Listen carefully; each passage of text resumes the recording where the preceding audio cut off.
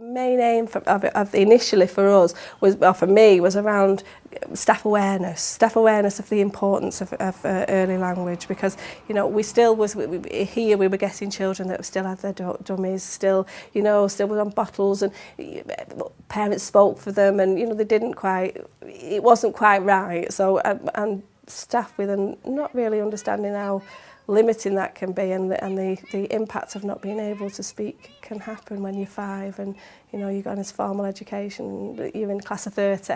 It's a completely different. So that was the main aim initially, was to get a basic awareness for all our team on early language development. The wind tugged and the trees went from left to right, and they creaked and they groaned.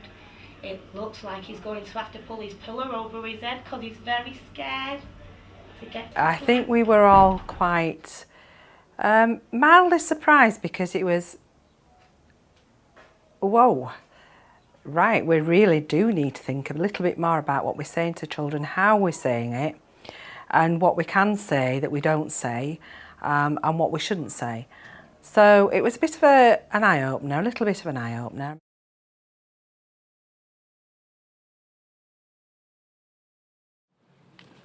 Cassie is really good at holding animals like this really gently, aren't you? I got ants on me on months ago. Look! Yeah. What have you got? Have you got one as well, Tiana? I got some ants. And Caris? Where is he?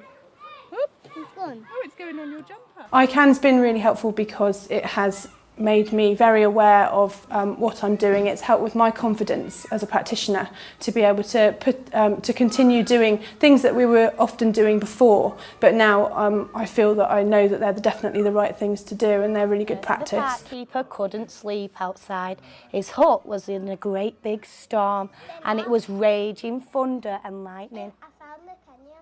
But what I tried to do was I tried to get a group that was a little bit mixed, some of them not usually as vocal as others. I mean, they all always do social groups together, but I just tried to get a bit of a mix and a bit of a happy medium to flow in the activity, really. And they're going to be wet and cold. But if the owl goes in, he can't fly anymore.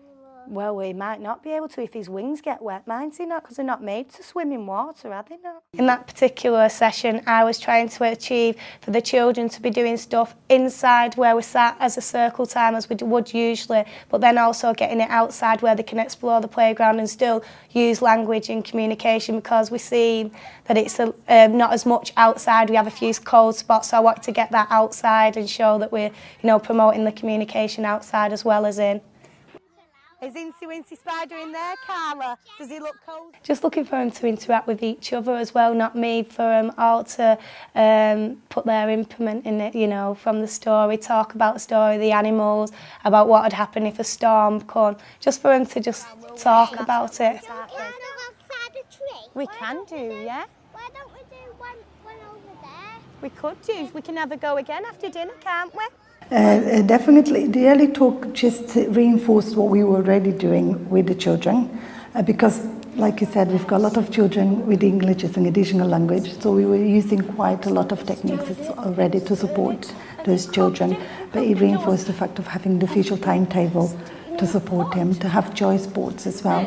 So you give them 2 different activities to do, and they choose which one they want to do as well. Instead of just the language, you give them the pictures of the activities. So that came out of the early talk. It does raise the staff's level of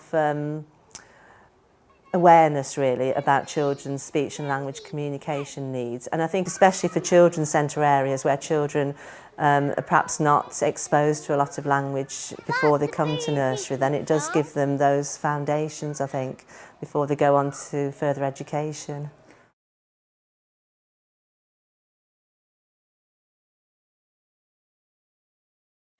So often we find that children don't have descriptive language.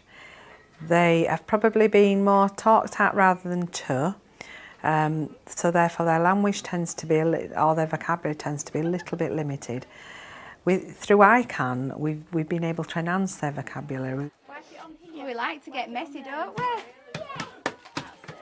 and soft. It's nice and soft. The best really teachers are the peers themselves.